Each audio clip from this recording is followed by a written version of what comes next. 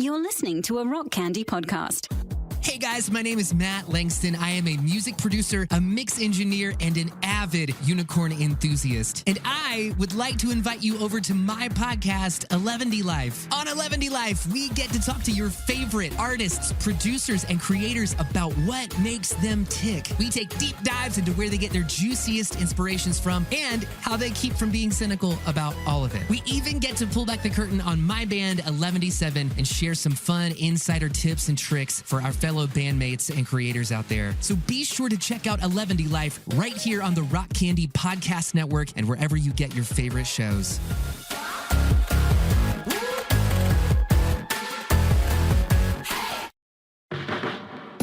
Hello, everybody. It's Reese Roper, one of the hosts here at Joe and Reese's Pickle and Boot Shop. I give a weekly disclaimer about our show. This will be no different. First off, I want to warn you that Joe talks about some pretty racy sponsorships, which we do not at all have. He also talks about the double entendre meaning of the word pickle. We talk about sexual intercourse quite a bit, so cover your kids' ears up. We also talk about a scholarship, which we spell Skalorship. I'm embarrassed. We give away tips on taking multiple choice tests. And then Joe calls sitting crisscross applesauce Indian style. It's a wonderful day to enjoy a free pickle with the purchase of any pair of boots. So come on down to the Pickle and Boot Shop.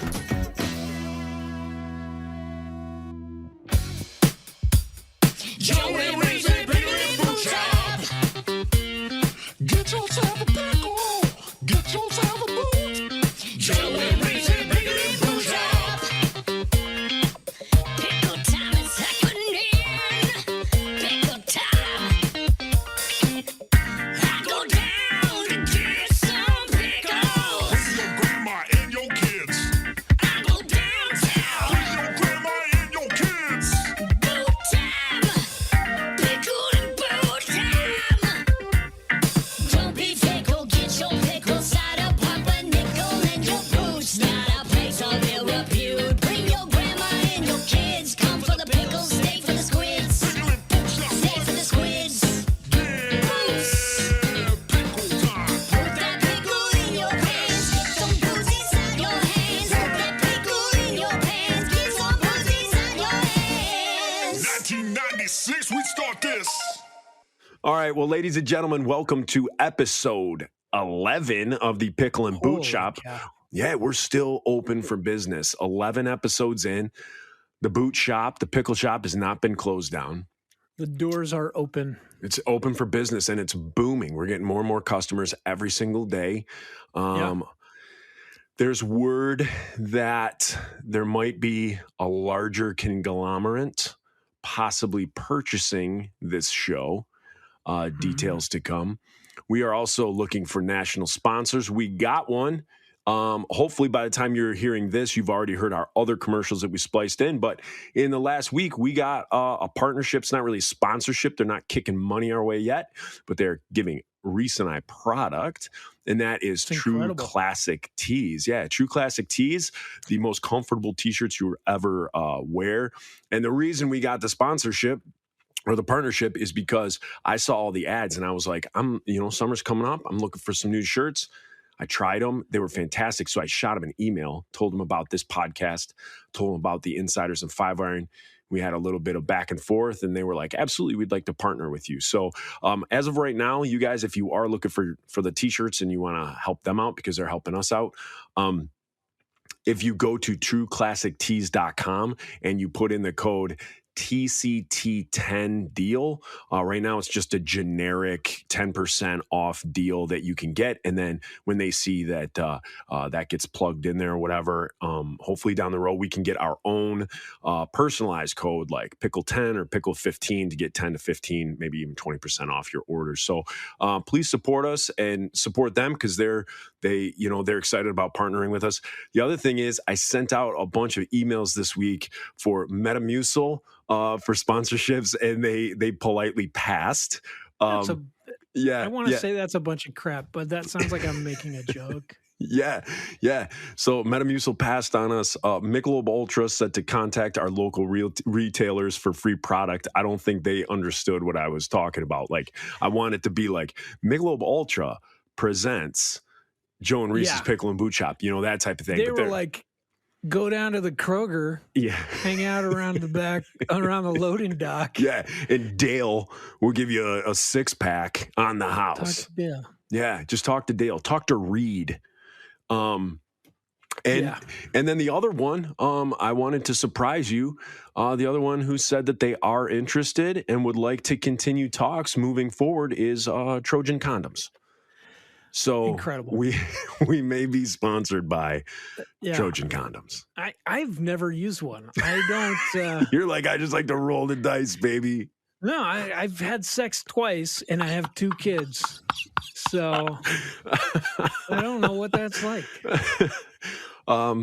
Well, I'll tell you right now, if you're using that brand, it's good. It's good. It's never Okay. great. It's never great, but it's good. It's better than the competition that's out there. So, All right. so you Well, guys I hopefully, don't know if there's kids listening in, parents. You're going to have this talk with them later. But yeah, the 2 times I did have sex, it was wonderful. I thoroughly enjoyed it and I recommend it. Really, it was fun. yeah. It's a fun activity. Definitely a fun activity. Yeah. All right. Okay. So you guys, hopefully we got that moving forward. Because it will be fun to say Trojan Condoms present Joe and Reese's Pickle and Boot Shop. Because it adds more weight to the pickle. You know what I mean? Yeah.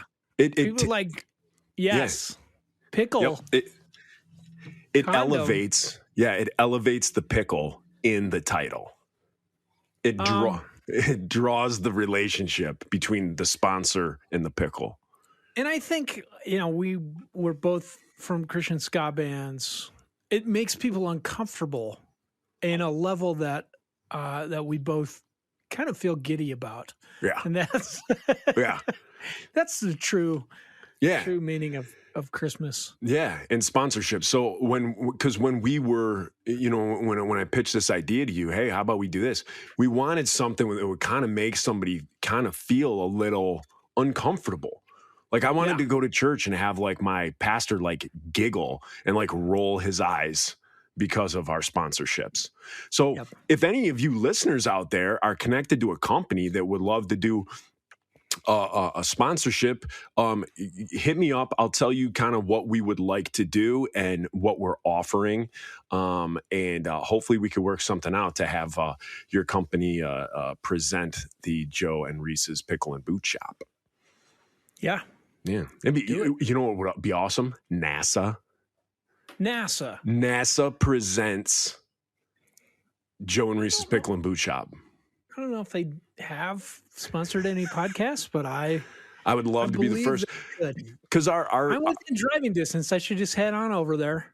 our demands Just push it aren't to 'em. our demands aren't unreasonable, unnormal. If there's a listener out there that's like, dude, my name is Reed Bennett, and you want to meet our demands for our sponsorship, it could say Reed Bennett presents Joe and Reese's Pickle and Boot Shop, a diabolical brainwashing machine.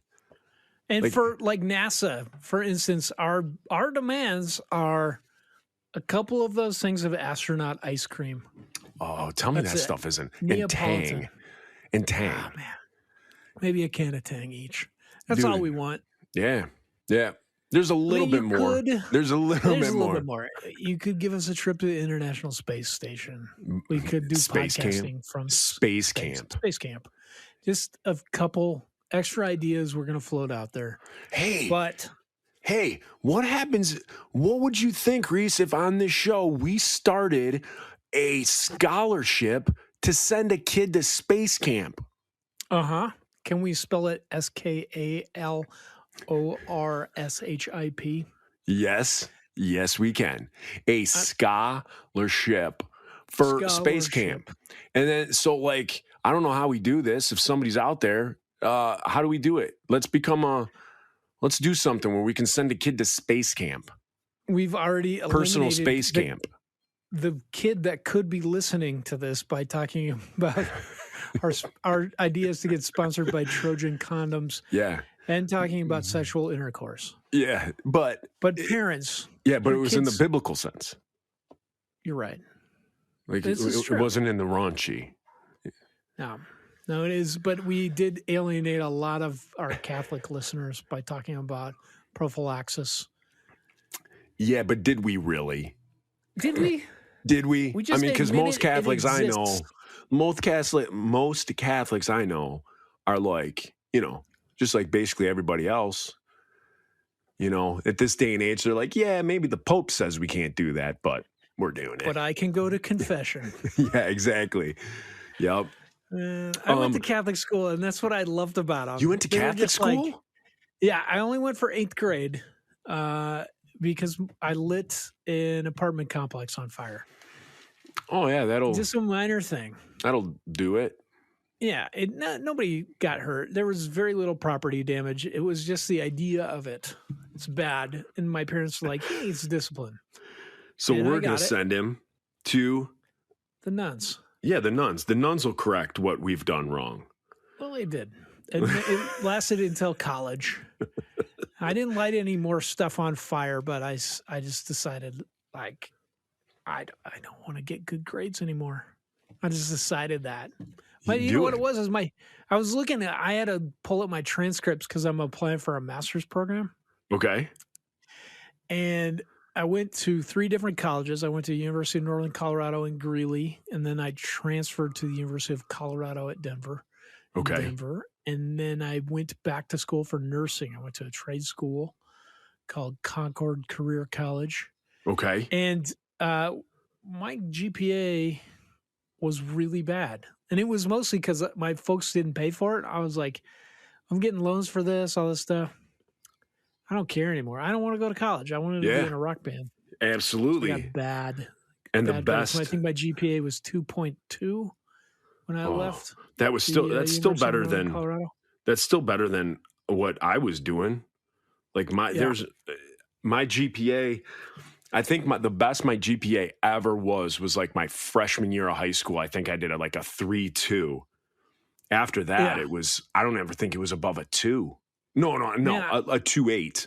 2.8 was kind of like my average, and then like as like the end of my junior year and senior year, it started to go down. I think I graduated with like a 2.4 or a 2.1 in high school.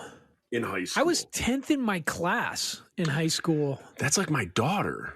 My daughter's Yeah. like that. I think my GPA was like 3.6, 3.5 something. Jeez. But yeah, I got to college and I just didn't want to do it. And then 5 Irons started, and then I had a good excuse to not finish not learn. classes. To not learn Yeah. nothing no more. Well, like at the University of Northern Colorado, they would let you retake classes if you've got a C or something. You're like, I can't have a C. I gotta go to med school or whatever. Yeah. You could go back and just take it, and whatever your highest grade was, that's what went on your transcript. Oh, geez. So I did that. Yeah, a couple times for chemistry 1. I just would get like lost in there and not be able to do it.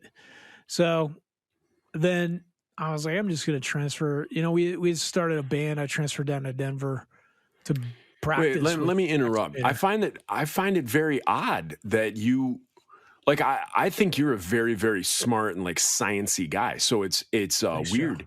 It's weird hearing you say that like you struggled with chemistry or something like that. I don't. So I think I have ADD. I think it was undiagnosed as a kid. Okay. And then in high school, I figured out that if I kept a sketchbook by me and I just drew while people were lecturing, I could pay attention. Yeah. I do the Um, exact same thing. I All don't my do good taking notes. tests though. All my notes, like all the margins are full of drawings. By the time I went back to school for nursing, I've had, like the internet was a thing. So you could look up, like I had trouble with tests. I just couldn't focus on multiple choice questions, and I'd panic and just start checking stuff. Yeah. But found some good websites that helped me to figure out just like the wording and not be so anxious. And then, got through nursing school with like a 3.6. Holy cow. Yeah. That's what scares me, because at my job, to get a promotion, like I got to test up, and I just don't test well. I know me and you have talked about this. I think we talked about it when I had you on Average Jerks, and so you told me kind of the helpful hints that go behind like multiple choice and all that. There's always one that's completely wrong, one that might be a word that's that screws it up, and then the one that's right. And I haven't taken any tests since you've given me that helpful advice, but it's always like, that's what scares me. Like I said, to like test at work, is because I'm like, I'm going to fail this test, because I sucked at tests growing up. Again, I think I said it on the Average Jerks, but for the listeners here, like what I'll do is I'll read a question that'll say, what color is the sky? A, blue. B, red. C, black. And I'm like, oh, easy, sky's blue. Like, dunzo, sky is blue. And then as I'm about to fill out that bubble, I go, well, wait a second. The sky is blue because it's light refracting through the atmosphere, and it's not really blue. And it's not going to be red either, because that's like another color that's going to like refract. Or, if I'm using that word correctly, reflect, refract, or whatever. So it's black. So at night, when there's no sun up, you look up and it's clear and it's black of space. So I'm going with C, black. And then I'll fill in that bubble, and then I'll fail my test. And my teacher will be like, are you an idiot? Like, the sky is blue, you dummy. And I was like, oh man, like I just totally overthink everything. I think, well, that's what we said before. Like there's always two, like in a multiple choice, there's usually 4 questions. 2 of them are wrong. Like one is super wrong. One is, you're like, I'm pretty sure that's also wrong. And then there's 2 that seem right. So you just find those 2, and then you pick the one that is the most right. So it'd be like, the sky's gray, sky's blue. And you'd be like, I think what they're saying is I need to pick the sky's blue. Yeah. It's stupid. Multiple choice questions, I think people like them because it's easy once you figure out just that trick. You figure out how the pattern of how people write multiple choice questions. Right. So people appreciate it, and they're always asking for it, but it doesn't really test how intelligent you are or your knowledge, Yeah, no, it is. It's all just remembering. How you can do tests. Yeah. Yes. Yeah. And your ability to detect bullshit. If you're like, these 2 are bullshit, this one is less bullshit than the other one. It's just that. It's not. You have to know a little bit. Yeah. But. Yeah. You have to know the basis of the answer, but they're not essays. It's not, hey, tell me all of this, and then you got to come up with it all. I mean, it's giving you but you got to kind of know what you're talking about there. Yeah. All right, you guys, enough science and test questions. We're not taking our SATs, man. We're all moved on, unless you're a kid who listens to this. And in that case, you're screwed. You're screwed because ask your parents about being screwed. Yes. Yeah. Yes. And do it at dinner. Do it at dinner. At dinner. Mom, Dad, please pass the screwed? potatoes. Am I screwed? How do I get screwed? How does one screw one? How does one screw one? Yeah. You see, when two parents love each other very much. when 2 parents are just kind of indifferent with each other, and they're bored one evening, and it's Valentine's Day, and they feel obligated. I did have something I wanted to bring up to the listeners, and that is I listened to the first episode. I went back, listened to the first episode, and we do want to kind of start doing something on this show where we go back and kind of fact check. Sometimes Reese does it in the opening, and he'll do some little fact check stuff and throw some things out there for you. But I went back to the first episode, and here's 4 things I have for you, Reese, that we messed up. That we messed up. The first one is Denver weatherman Stormy Rotman worked for Channel 9 in Denver, but never touched kids. Okay. He did not touch kids. Yeah. So Good. Stormy. Not that we know of. Let's just say that. Yep. So Stormy Rotman, for everything that I could find, was a really good dude, loved by his colleagues. And he had an amazing career, retired. And then I think he started working even in his retirement for a smaller weather, place like out in the country, wherever he retired to. But he was a good dude. And there were never any accusations or allegations or anything against Stormy Rotman. He seemed like a very good dude. To our knowledge, he never invited any kids down to Uncle Touchy's Magic Puzzle Basement. No, never. Good But for I'll him. tell you one Good. thing. That's a hot ticket. The second thing from episode 1 is balut is an egg that contains a duck fetus that is 17 days old. So it's been fertilized. They let the duck on the inside grow till it's 17 days old. They Then let the they're- mother duck sit on it for 17 days thinking, She's got little "Junior's on kids." the way, honey. Yep. You're going to have a baby. Yeah. And they're thinking, should we name him Mr. Quackers or Mrs. Quackers? That's every duck. And then they're taken out and they're hard boiled. They're hard boiled. And if anyone is looking to eat these, because Reese said he was going to, and we're going to get video of him eating it, and we're going to post it on the Facebook page, and I'm going to pay for it. These things, I found on the internet a place here in the United States that harvests them, that raises them, and they'll ship them to you. And it's Metzler, Metzler, Metzler Farms on the internet. You can get all sorts of eggs. Like if you want to try an ostrich egg, if you want anything, they just sell eggs of all type. And then they also do balut.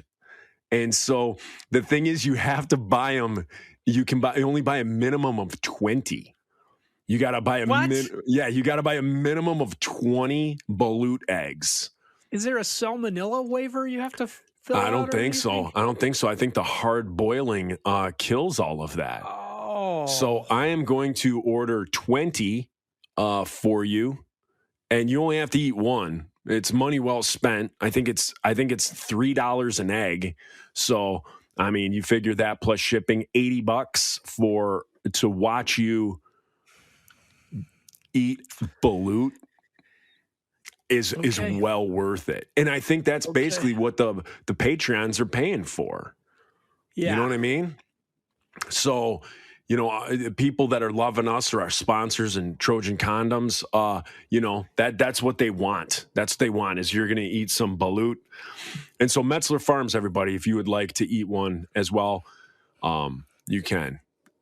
Is it seasoned in any way? Is there any traditional pouring of hot sauce on it or mustard? I'm sure you can. I mean, you're going to have 20 to figure out what tastes best, whether it's All right. whether you go au naturel, whether you do salt and pepper, whether you dip it in pickle juice, barbecue sauce, sriracha. I mean, do you need me to keep going on Nope. on more? No. Oh, blue want cheese dressing. Oh, good. There's nothing like This is great. there's nothing like a chicken fetus balut with blue cheese or a Thousand Island. Mm. Oh, I almost just puked just thinking of things to try and make you puke. I do. You know how when you're going to puke, your mouth starts watering and you have that happening? That's happening. Yeah, It's happening to me. yeah. I'm a male nurse. I'm accustomed to some nasty things, and this is working. Yeah, wiener farts. Mm-hmm. Also from episode 1, Reese stated that he was 29 years old, and after fact checking, that is incorrect. He's 31. Come on, He's dude. 31.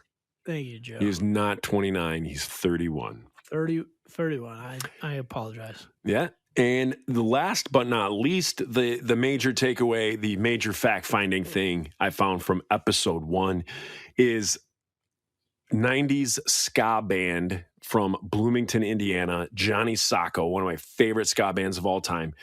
Yeah. Johnny Sacco's singer I said was Mike Trout. Mike Trout is Yeah. also a baseball player. So I think people were thinking, I think Joe has it screwed up with Mike Trout, the baseball player. The singer of Johnny Sacco is Mike Will Trout, but he always went by Trout. So He did. So whenever we chit-chatted with him, he was always Trout. And so I figured that was I thought that was his last name, but his last name is Will Trout. So Mike Will Trout is the lead singer, or the old lead singer, of the amazing ska band with such fantastic hits as Vasectomy. What else? Bovaquarium. Yeah. The critically acclaimed Bee Stole My Hat. And I censored it there for the kids listening. You know, and they just David Hasselhoff, they have a song called Hasselhoff. Full Truck in Effect. All about 18-wheelers trucking across the United States, hauling stuff. Hashtag full truck in effect. Yeah. So, Totally true. yeah. So that's that, you guys. So those are some of the corrections and the fact-finding stuff from episode 1. And I think on this week's cast, I mean, we're already like a half hour in. We're going to talk about like backstage stuff, and so Okay. things that went on backstage, fun stories, some of the best great green rooms. Green rooms, you guys, I'm sure you've heard it, whether it's on talk shows or whatever. Like a green room is where someone hangs out, a dressing room or a green room. Normally a dressing room is like a band. And then like if there's just a big area where everyone hangs out, I think that's what classifies a green room. I don't know why they call it green, because maybe there's a plant in there to make someone feel like they're at home.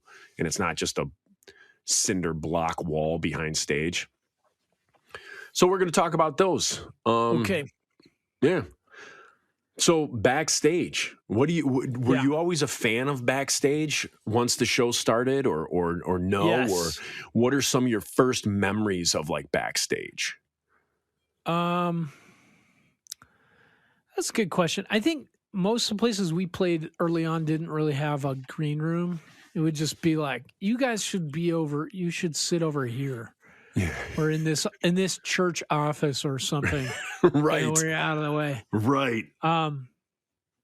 It is nice because I don't know. I still get jittery before shows. Yeah. And I have to psych myself up. I have to be like, okay, you do this. And now it's like a lot of work. I got to stretch.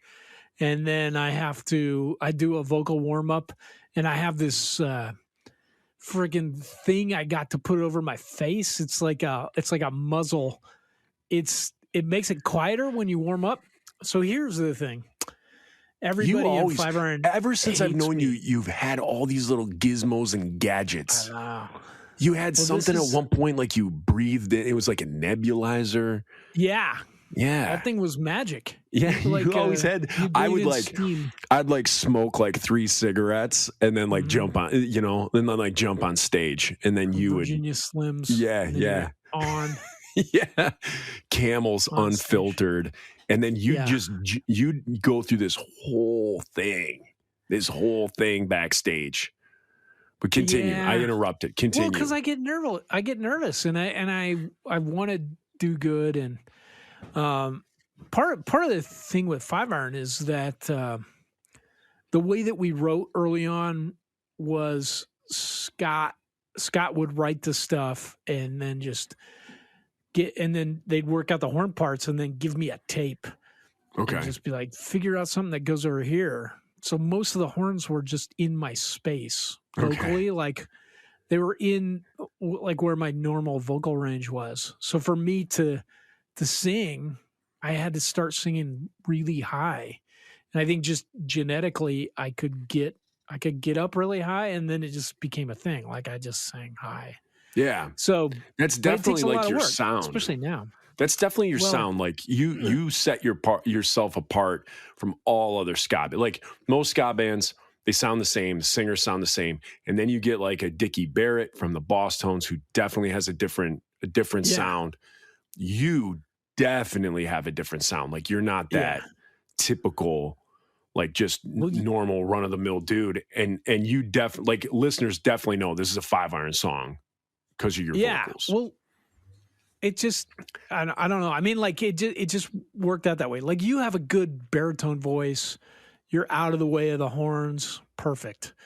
But like for me, I'm a high tenor. Yeah, but my voice just kind of like, my voice though, it just like, it gets thrown on the pile with like everybody else who kind of just sound like mine might be like a little bit more raspy or whatever in that direction, but nothing special. Like my range is like within three notes. Yeah, but you sound tough. No, I can never do that. I can't. Like we had songs where we tried to sound tough, and I just could not. So yeah, but then anyway, before the show, what? Yes, go get back. Good way to stay on track. That's good. I like being pulled back. Before the show, yeah, good job. You're learning. I warm up. I go through this warm up. It used to be just me singing scales that I learned, but now I have like on my phone in Apple Music, I have this like it's a 5-minute vocal warm up that I downloaded, and it's for a lady. So I had to find one that was like in my range, and it's a lady. It's too high. Oh, nice. I hate singing it. I get so angry every time I do it because it's so high. It hurts so much, but then I sing great for the show. It hurts so so I'll good. Do this. It hurts so good. Yeah, it hurts so good. My safe but the word guys is in the don't band, stop. they just sit there and look at me like I'm putting on a show for them, and they make fun of me. Like this is the most entertainment they have of the show is me going, ah, and they're just like, ha, ha, ha. He went, ha, ha, ha, and they make fun of me. And I hate it. I'm like, I'm trying to be by myself, and I'm trying to make you guys look good. Leave me alone. And so I got this thing, and it's like a muzzle. It's like this big foam rubber thing. It goes over your face, and it makes you look like Bane from Batman. Yeah. And then, hello, but brother. then it's like, We're so the League of you Shadows. can't hear me. So I thought, if I do this, then those guys won't hear me doing my warm up, and they'll leave me alone. But now they just make fun of me because of the way I look with that. And you didn't think that one through? Like you didn't think through like me saying la la la la la, and then me looking like Bane now trying to sing la la la la la la la la la la, brother. He's wondering why you would shoot a man in the head before throwing him out of a plane. That's my Bane. That's my Bane. You're so good at the impressions. Thank you. Hello, brother. But I still do it because it even if they make fun of me, it makes you like push extra with your diaphragm when you're singing into this thing because you're singing against resistance. So it's also a good workup, and I can hold it on my face. And it's not so loud, and I can do it while I'm stretching, which I have to do before we play because otherwise I'll die. Oh, yeah, definitely. Everything nowadays is stretching. I mean, for me, I'll work out in the gym for an hour and a half, but a half hour of that is just total stretch. Yeah. It's a 20-minute warm-up stretch, and then when you're done, it's a 10-minute stretch to end. Jeez. Because touring with you, playing festivals with you guys, like I said, I've seen it all. I've seen you with gadgets and gizmos. I've seen you like stand in front of a wall, like 3 inches from a wall and like sing at the wall. I've seen you do all sorts of stuff. And I was always like, man, should I be doing that? Like I'd be like sitting there like eating and like, maybe I should warm up. I mean, we go on in 10 minutes here. Maybe I should do something. What you did was so much more wise. You never just go out there cold. No, dude, because like the songs are in your range. It's natural for you to sing that way, and like for me to sing really high, I can, but it's a lot of work. And then it became a thing in 5-iron where I was just like, I want to see how high I could do this song. Yeah, and it's like the opening of Phantom Mullet. It sucks so bad. It sucks. Like there's songs that we're just like it'll be in the set list.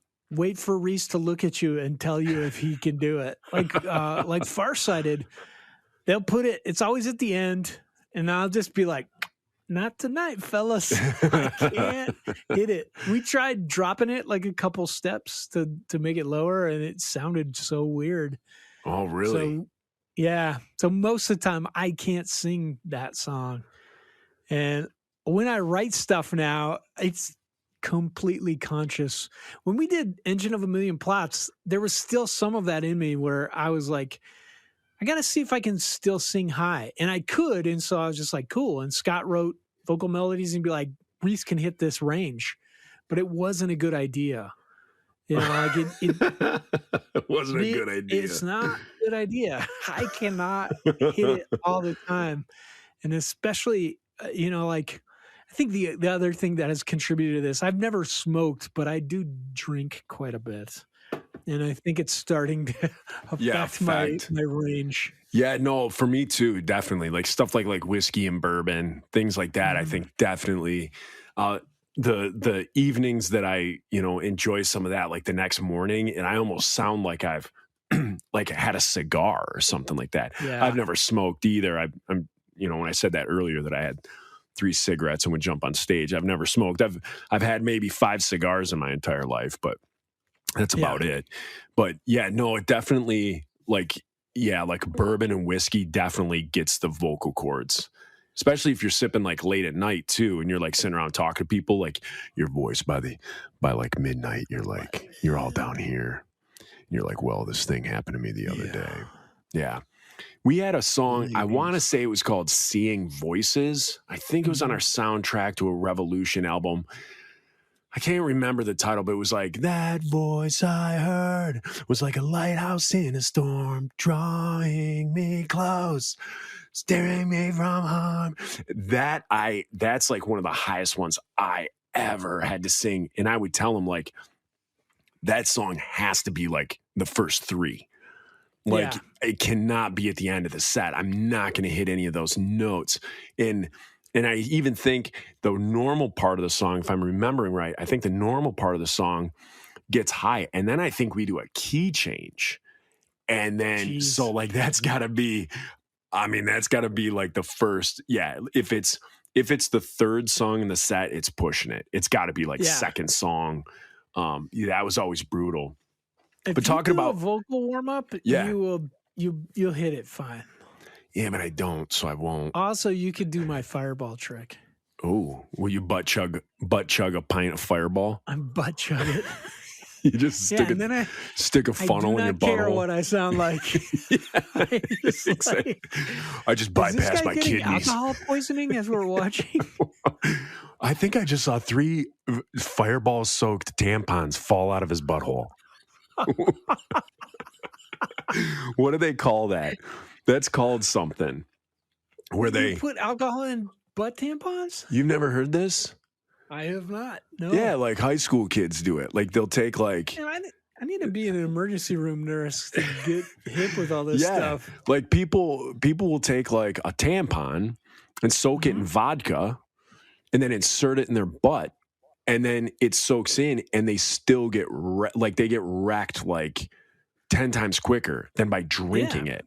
Yeah, straight up the old poop chute. Yeah, but yeah. Wow. So I'm thinking like a Fireball butt tampon would be brutal because of that that sting of the cinnamon. What does it matter? Just use like wood grain alcohol from the pharmacy. Right. It doesn't matter. You're not tasting it. Yeah. Just rubbing alcohol. Yeah. Just one, and you're done. You're done for the night. So I somehow when we were recording, I think we were recording Engine of a Million Plots. I had a shot of Fireball. I got it. Like I was just like, we never drank before, and now we do. And I don't. It was more just like the label didn't want us to do it. I felt like it was it just wasn't important to me. And correct. Same here. Yeah. So I didn't want to. And now I feel like most of our shows are for adults. They're not going to care. I feel like it is a freedom that I have in Christ. And I want to share that with people. I want to talk with people. I want to talk with people about how Jesus at the Last Supper drank 4 glasses of wine and in the Seder meal. I don't know if you've ever had Manischewitz. It's gnarly stuff. It will mess you up. So Really? I don't.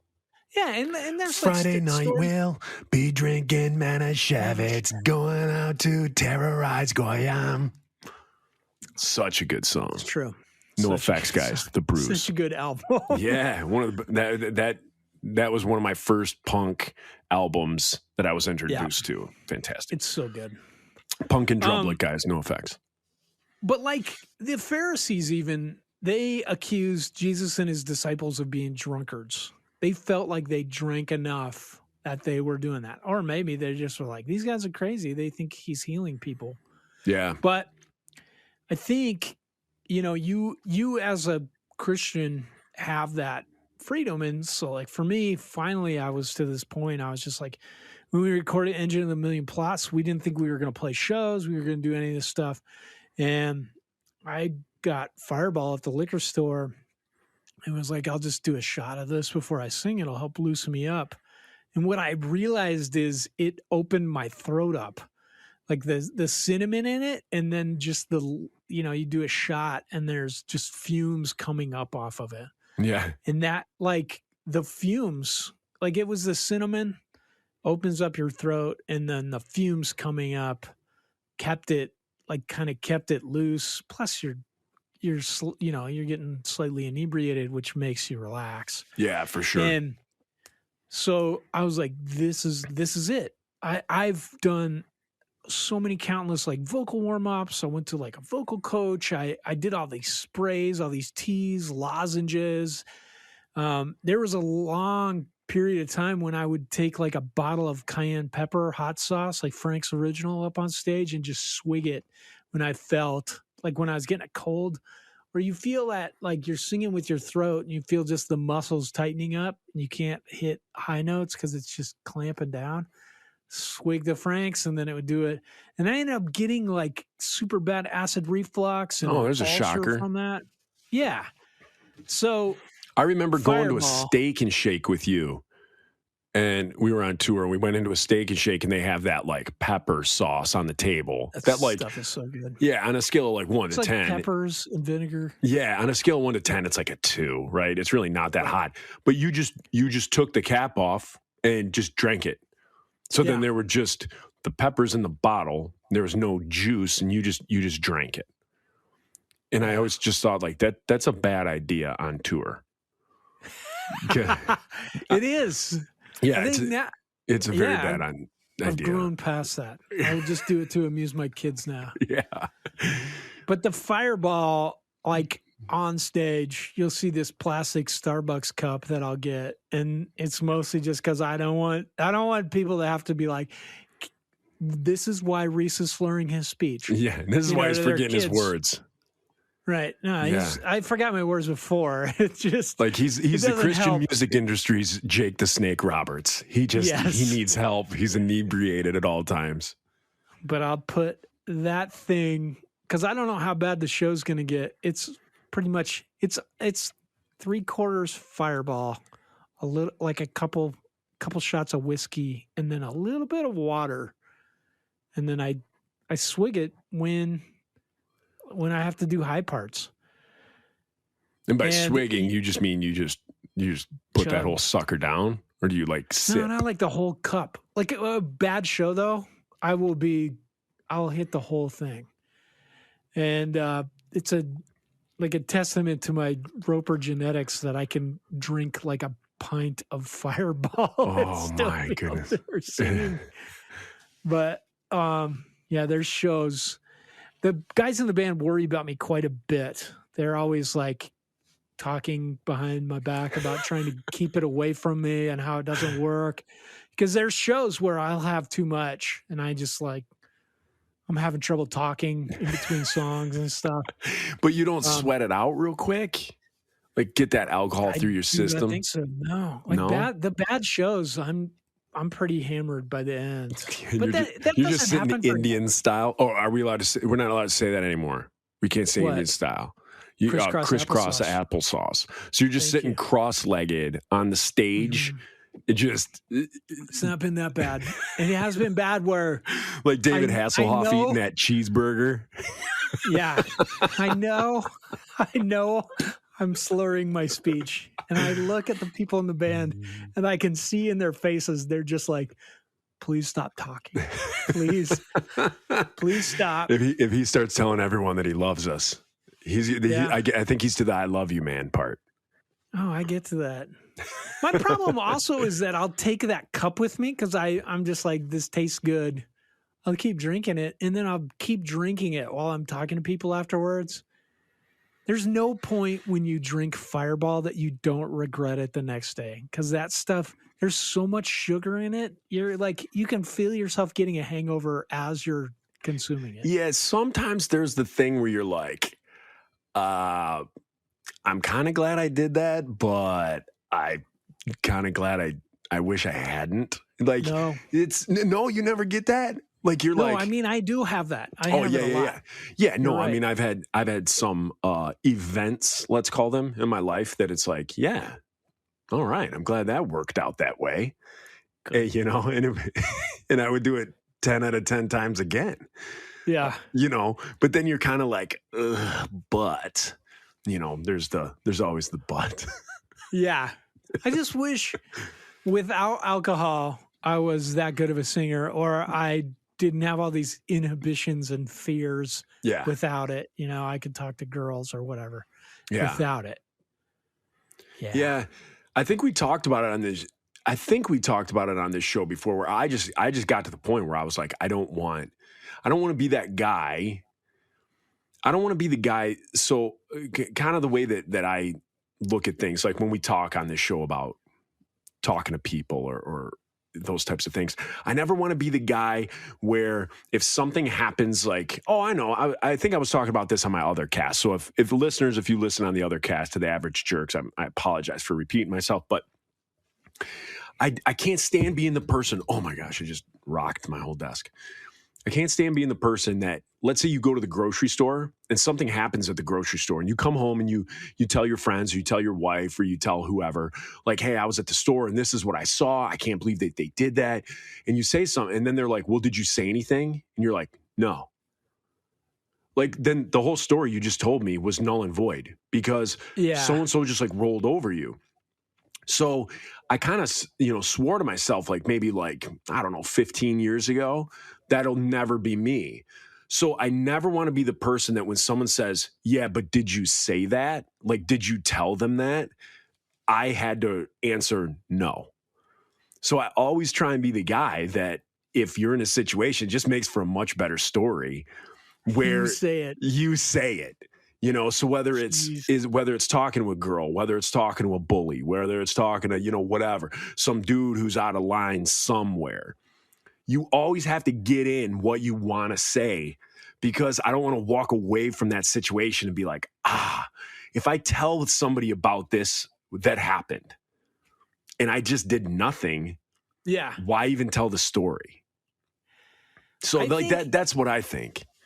Well, so I think people like myself don't say things in the moment because it causes anxiety, but it causes so much more anxiety on the back end. Yeah. You're always just like laying in bed, like, why didn't I say that? Yeah. Why didn't I say that to those people? No, and I'm with you. I'm one of those people that would get like anxiety and all that. And I'm just like, I'm not having that anymore. Like I'm not, if I want to say something, like my sister has zero filter.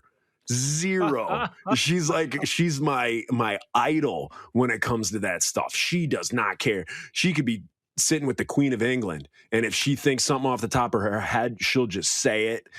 Doesn't matter. And so like I find over like the last like 10, 15 years, like I'm more like her. Like I'm trying to get more to that where I'm like, nah, you gotta say stuff. You gotta say stuff in life. You can't let situations with girls or ladies, if you're listening to, you can't let situations with guys like get away from you, or anything in between those guys. Get you in trouble though? Well, trouble is it's you got to be the kind. I mean, like in 10, 15 years, I mean, I haven't like gotten in a fist fight. Here's something weird. All right. Here's something weird. I can't remember what it was, but something happened at Costco. So I was at Costco with like my kids and I think my first wife, Leslie.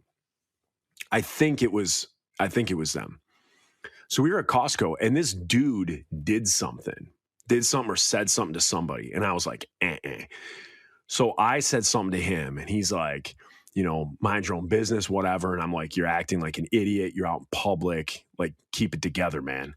And this guy like challenged me. He like wanted to fight me. Now, mind you, I'm 6'5". This dude was like 6 foot. I mean, he was like 10 years older than me, like 15 years older. Like he was like an older dude. This is the advantage you have in this situation is that if I say things to people, they may be like, I could take this guy. Yeah. And most people look at you and they're like, whatever that guy says, I'm going to go with. Yeah, but this guy didn't. He was like, he wanted to fight. So I was like, all right, let's go. Like, let's fight. And so Leslie and my like kids, she was like, what are you doing? Like, you're going to fight this guy at Costco? And I was already like past the like point of no return. And so she was like, you are ridiculous. And her and the kids like walked away. I'm walking out of Costco because I'm going to fight this guy in the parking lot. Whoa. So, and this dude's wife is thinking like my husband is going to get destroyed. Like, and he would have, you know, like I can handle myself. I'm all right. And so we were walking out and this lady's like, you know, whatever his name is, she's like, Tom, don't do it. And as we're walking out, like I'm still jaw jacking, but I'm completely calm. I know how to like handle these situations. So as we're walking out, I don't remember everything word for word, but I kind of say to the guy, I'm like, this is absolutely ridiculous. I go, you acted like an idiot back there in front of your wife, and we're going out to actually throw fists, and this doesn't need to happen. And I was like, I don't want to fight you. I'm here. And this is like me and him are walking shoulder to shoulder outside to fight. And I'm like, I don't want to fight you. I'm here on like a Saturday with my kids. And I was like, this doesn't need to happen, but you're an absolute idiot. And he's like, I know, it was just stupid, but I was embarrassed to say I was wrong in front of everybody. And I was like, so do we still need to do this? Do we still need to fight? And he's like, I don't think so. I don't really want to fight you. And I was like, all right, man. Then I go, then let's hug it out. And I gave the dude a big hug. Like right in Costco where like you get your carts and stuff. I gave the guy a big hug. I'm like, all right, man, well, just enjoy your day. Just calm down. And whatever he had gotten upset over, I was like, it's done, dude. Like, just, you know, get another cart or get another, you know, whatever it was. I was just like, just relax, man. Your day will turn out all right. And he's like, all right, thanks, man. Thanks. And so then I like caught up with my family and Leslie's like, did you guys fight? And I'm like, no, I just hugged him and we like talked it out. Yeah, it was the weirdest that like, I'm literally thinking this. I haven't remembered this story in probably 8 years. It was probably like 8 years ago when it happened. That's incredible though. Yeah.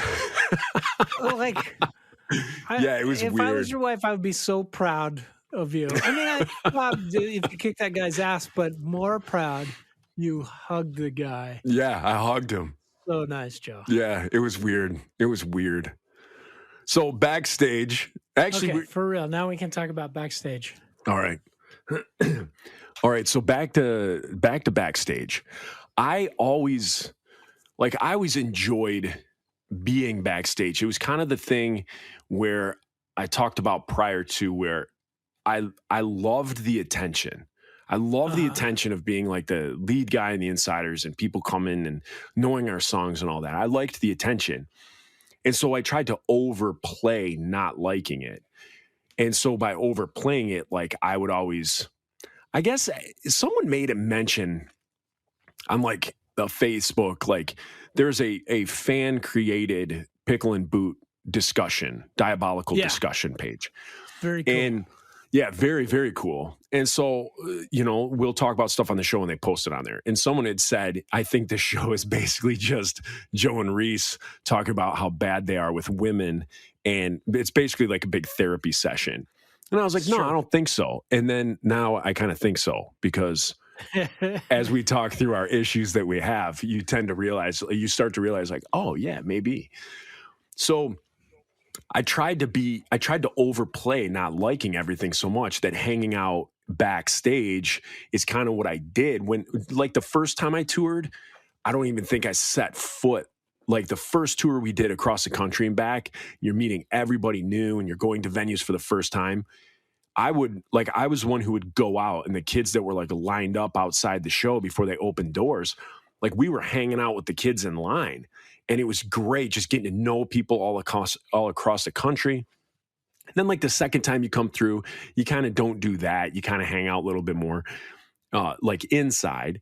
And then the third time, the fourth time, the fifth time, you're like, forget it. That's kind of why I always kind of, knock Mike Herrera and MXPX for kind of big timing us when we played with them in Oklahoma. But I mean, that's probably what they felt too. Like they were probably just like, we're over this.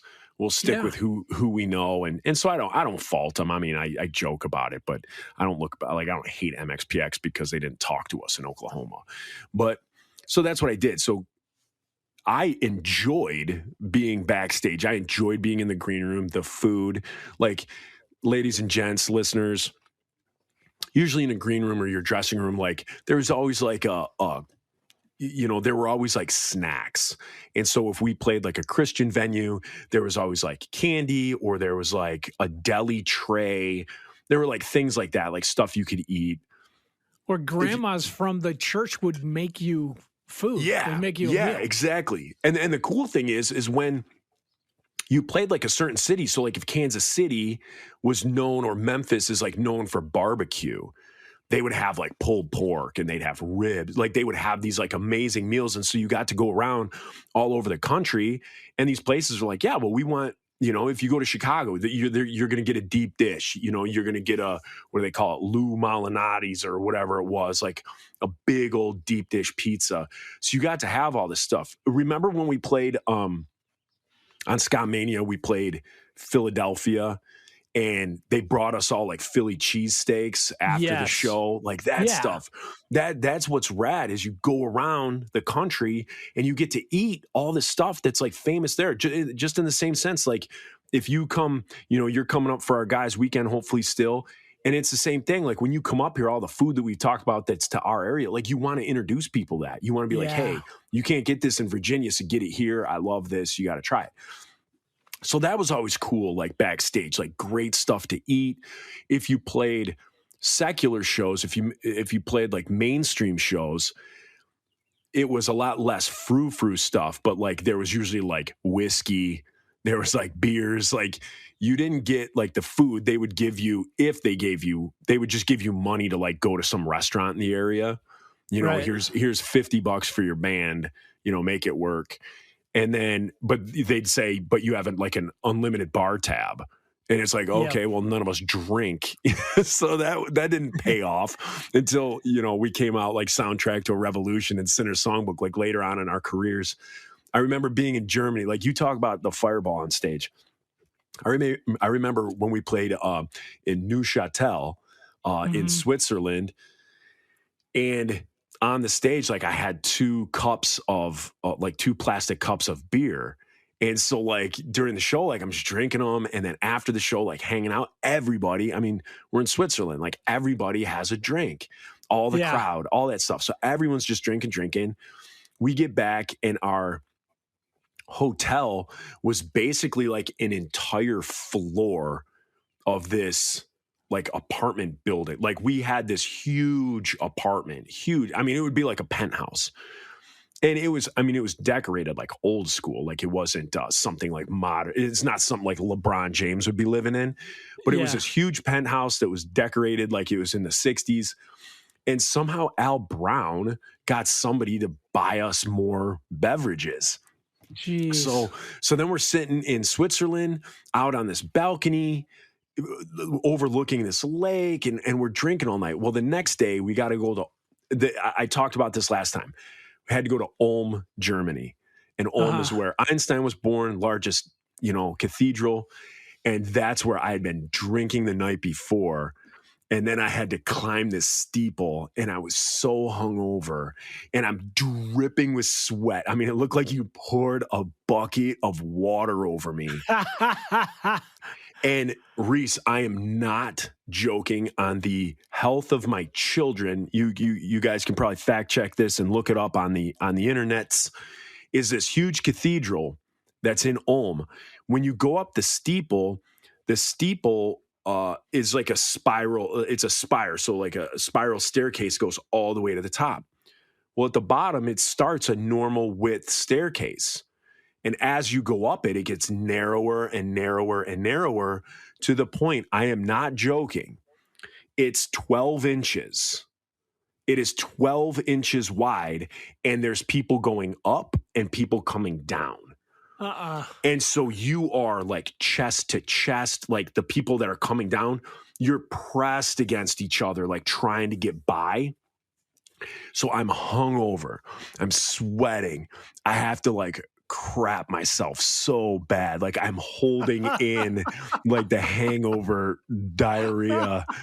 And I'm 500 feet up, in this steeple. It was brutal. It was one of the worst experiences of my life.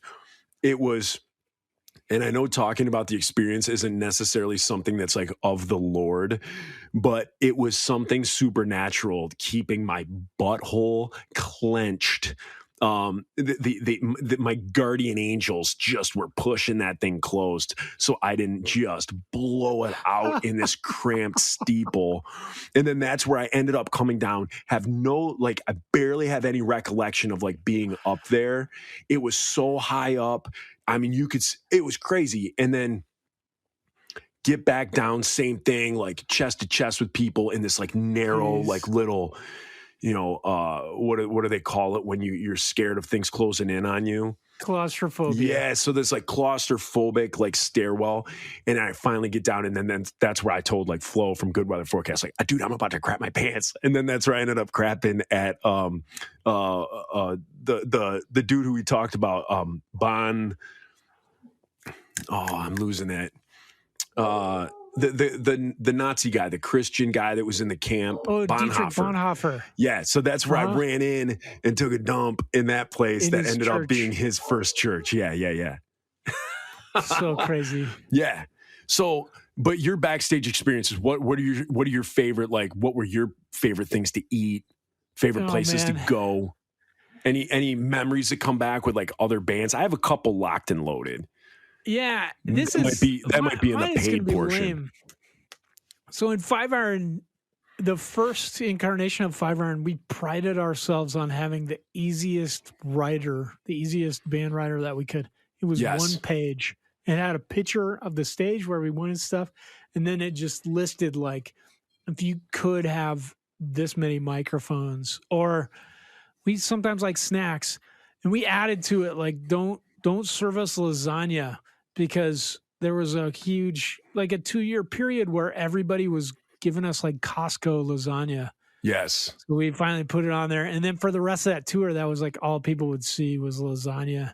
So we kept getting lasagna even after that. And we were like, just take it off. It's fine. So one page. So we didn't have a very intricate writer. We didn't get, like you just show up and you'd be like, well, looks like we have food tonight or not. Yeah. I think we did have in there that we would like dinner, stuff like that, but it wasn't that exciting. Now it's a little bit more intricate, but it's also boring because you get the same thing every time. Yeah. I bet there's going to be hummus and a veggie tray. Oh, yeah. Like we did the same thing. We were like, we don't want to be a burden on anybody. We're not going to be like this big, audio adrenaline or DC talk. We have this 50-page rider and all this stuff. We thought the same way. We want to be just easy. We don't want to be a burden. We want to come in, play your town, do our ministry, and leave. But the thing is, you start to find out that doesn't work. Like you said, if you don't have it in your rider, you're eating pizza or spaghetti every night. Because the easiest thing to do is buy a box of macaroni noodles or penne noodles and dump in a jar of sauce. Yep. And for $3, you just fed 15 people. And so we were getting that every night, or we were getting pizza every single night. And for those 15 people, that may be their only meal that day.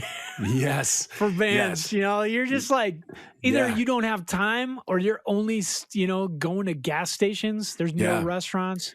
The You one that start got out, us. like, you Yeah, either keep going. you either get up at like 6 a.m. after playing a show until 2, or you get like an extra hour of sleep and don't eat breakfast. Yeah. That happens all the time. Yeah. And the what was I gonna say? Forget it. Oh, the place that saved us, we always talk about. It was our savior in the our bright light in the dark was Cracker Barrel. Because back in the 90s on the Cracker Barrel menu, it wasn't all of them, but I would probably say 80% of the Cracker Barrels. Down in the corner of their menu, it said all you can eat biscuits and gravy, $1.99. And so we would, so like with the insiders, when we went out, I mean, it was the same as you guys, like you weren't making money. So you would go home from a tour, you would work menial jobs or tasks, you would earn money. And so like say between Thanksgiving and Christmas, you worked at UPS as like a substitute doing stuff. And then you'd save up like $600. And then after Christmas or after New Year's, you would leave for tour. And that $600, you had to get through your tour season with that money. So that's how that always worked, at least with us. And so when you're counting all your pennies, like the places that got us through were Cracker Barrel. So for $1.99, it was all you can eat biscuits and gravy. And so they bring them 2 biscuits on a plate with the gravy. You'd put them down. Can you bring more? And so, and now mind you, biscuits and gravy are hearty, right? So it probably only takes like two plates, maybe 3 plates for like growing teenage, early 20 boys. So at the most you're eating like 6 biscuits with gravy for $1.99. Yeah. And so we would hit every Cracker Barrel we could find at any point. Is anyone hungry? No? Well, we're still stopping. Like just Cracker Barrel. That's awesome. $1.99. And then the other thing that saved us on the West Coast was Del Taco. So Del Tacos, for those of you that don't know, are like the competition, and it's not really a competition, but the competition to Taco Bell. So much better than Taco Bell. Do you think so? Oh, I'll take Taco Bell all day over Del Taco. Yeah, I will. But what saved us was Del Taco in the 90s had 3 tacos for 99 cents. And so that was another thing. $2, 6 tacos. That was it. That's what you ate for the day. That was your lunch and dinner. 3 for dinner, 3 for lunch. Good to go. They have street tacos now, and they're not bad. So much better than Taco Bell. Yeah, I did go through a phase where I was like, I think Del Taco was better, and then I had like, I don't know, just like I got something one day and I was like, nah, this isn't good, and then I got Taco Bell another day. I'm like, yeah, this is better, and so like my go-to is probably Taco Bell. I can't eat there anymore though, but yeah. So we had per diems. I don't know if you guys did, but like you're allowed to give yourself in the 90s, you could give yourself up to $25 a day, and it was non-taxable. So for us to avoid paying taxes, because we had to pay self-employment taxes on everything. Yes. I think Dennis gave us $15 a day. It might have been 10, but he would give it to us at the beginning of the tour, and then he knew I'd blow through it. Me and Andy would spend it all on like shoes, and then or a skateboard or whatever. So he had to do it. He would give it to us in the middle as well of the tour, and usually I was bumming money off of Keith about halfway through that because I'd spent all my per diem. And when we got Johnny Hale as our road manager, he kind of brought in like all that tax knowledge and stuff like that. Okay. And so he did the same thing. Like we went from getting like $5 a day to, if we did a month-long tour, he would be like, everyone gets like $300 at the beginning of tour. And then you were like, oh my gosh. Because he's like, yeah, you know, this is how we're going to do it for tax purposes. And so you went from, $5 a day to $300, and we were like saving money somehow. And it was like, oh my gosh, this is fantastic. And then you just figured out, like, when you're young and stuff, you still do the Cracker Barrel, you still did the Del Taco, and then you waited to like eat at the venue. And then I'd get home and my $300 per diem, I'd have like $200 left. And I was like, yes. Are you kidding? Yeah. Yeah. I ended most tours in debt to usually Keith. I was always owing somebody. Yeah. No, And it was always the same thing. I'd get $300 and I'd be like, you know what I need? that sombrero at the Flying J. I need it. It'd be gone. We need skull and crossbone valve stems for the tour bus. We The need tires. it. Yeah. And so you stop at the How will Flying people J know? and you get those. Yeah. Yeah. They Think won't know it's ours. they're gonna think we're a retired couple. We got to put this on Right. on the wheels. Right. All right, Yeah. you guys, we are bringing this to a close right now for the free portion. If you want to continue listening, become a patron. And you could do it for just $5 a month, whatever. That might be tough for some of you. And then just listen to the free is fine. I think in the next portion, I have a couple of stories. I have a backstage story of Chevelle that I was going to share when we're talking about food and whatnot. And also a fight with a band that I got into backstage. All right, everybody. So I want to say thanks to all the patrons, the Patreon people that have gotten us, the pickle people, pickle peeps. We did say thank you to Jessica DeLong last time. Yep. Eric Anderson, Mark Jefferson, Josh Post, Stephen Morrow, David Bowie. David Bowie. David Bowie. It looks like Boheme, but there's no E. I'm sorry, dude. Brock Dittus, David Swan, Willer Clowns, Steven Seberg. Willer Clowns is William Simpson. Oh. Daniel Rock, Sarah Hawkins, Andrew I think Chiappardi. Daniel Rock created the Pickle and Boot diabolical bless you, discussion. Daniel. I think you're page. right. Yeah. I think he did. Andrew Chiappardi, Chipotle. Zach Kirkland, Andrew Chipotle, Chris Kirkland. Prose. Kirkland, I This love is what your... you get for helping us is Yeah. we make fun of your name. Yeah. Yep. Katie Nicholson, Mm. Dustin Wurlitz, Chris Norman, Jared Fries, Molly Entwistle, Aaron Redelsberger. We got a ton. Denise Danks, Luke Morley, Denise Brian Danks. Atkinson, the GOAT. The He goat. supported us. Good friend of mine. Samuel D. Porter. Brian's brother, Tyler, who has our name as Mo Otavetuo, Okay. which I think is his name in Wakandan. Okay. And lastly, Jimmy Dunn. Thanks, you guys, for supporting us. If you guys want to support us on Patreon, get a little extra, and we call it extra pickles, go ahead, go to Patreon and search out the Pickle and Boot Shop. You can also tweet us at PBOotShop, and you can hit us up on Google at the Pickle and Boot Shop at gmail.com. We're also on Facebook and Instagram at the Pickle and Boot Shop, right? Yeah, I Look us think up. in Instagram, I think it's Pickle and Boot Shop, and and then I think on Facebook it's Pickle and Boot Shop Podcast. But I think if you Yeah. start typing it in, it'll pop up. Yeah. I want to thank our editor and producer, Dante, and also our intern, Brandon Ebel, for Yes. doing all the hard work they do to keep us on the air. Thank you, Brandon. You can subscribe and like us on Spotify, Apple Podcasts, Stitcher, Pandora, wherever you can find podcasts. Buzzsprout, you can download it. I think that's it. Just keep in mind that by supporting us, either by liking us or giving a good review or being a patron, that you're helping us to infiltrate Satanism and our goal in ending Satanism by 2022. Yes. And for more shows like this, you can check out Rock Candy Recordings. Yeah. And you guys, if you can't do Patreon, but you still want to support us, we do have a Bonfire site. So if you go to bonfire.com, you can look us up and you can order shirts, So thanks a lot, guys. Thanks for listening.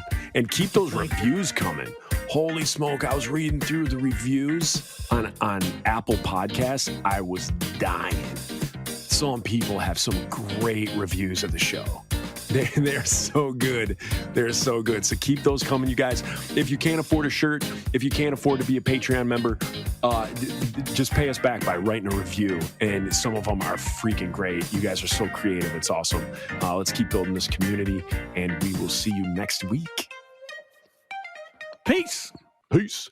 For more shows like this one, visit rockcandyrecordings.com.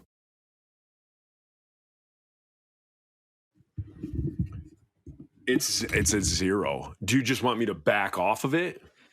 No, because it still peaks out a lot. This is what the happens, best like- it sounded. What happens like if I'm like here? Does it still? Is it? It sounds great. Okay, so I'll just back off the mic. It kind of sounds like it's got a teeny bit of an echo. Oh, I don't want to. let me see. Does it have any switches like where it's got like sometimes mics have like a thing and it says like -10 dB. No, Or it it's doesn't. got a line. No, it doesn't have that. It has It's just the volume. it has a mute and a volume for me, and then on the back is a gain, and then the pattern at which it records. It gains all the way down. Yeah, it gains all the way down. Okay. Let me turn it the other. Yeah, no, that turns it up. Yeah. Let me check and see if there's like the pattern that I have it set on is like what it's supposed to be set on for like a one person, but let me see if any of these other ones are better. So there's that one. There's that pattern. That sounds kind of echoey. Okay.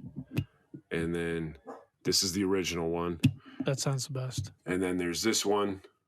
There's this pattern. My dog's barking somewhere. And then there is ooh, that one like popped. And then there's this one. Check, check, check. 1 2 1 2 1 2. That's pretty good, actually. This one is?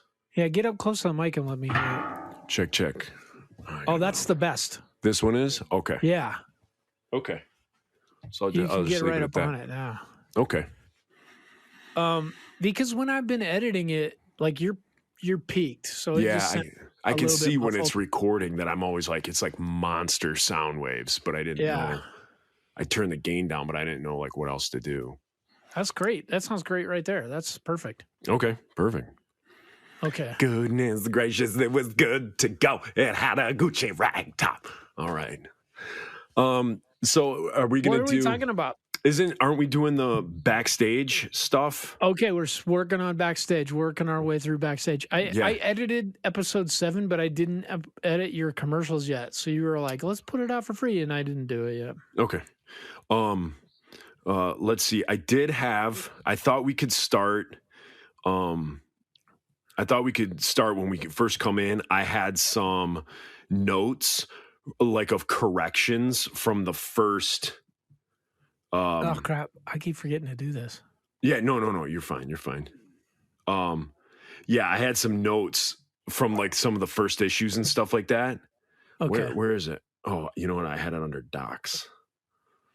It was a Google Doc. Yeah. Okay. Yeah. So I have some of those, and then you can hear them and say what you need to or whatever to comment on them. Okay. All right. So yeah. Okay. We'll just jump in. All right, you guys. Wait, what?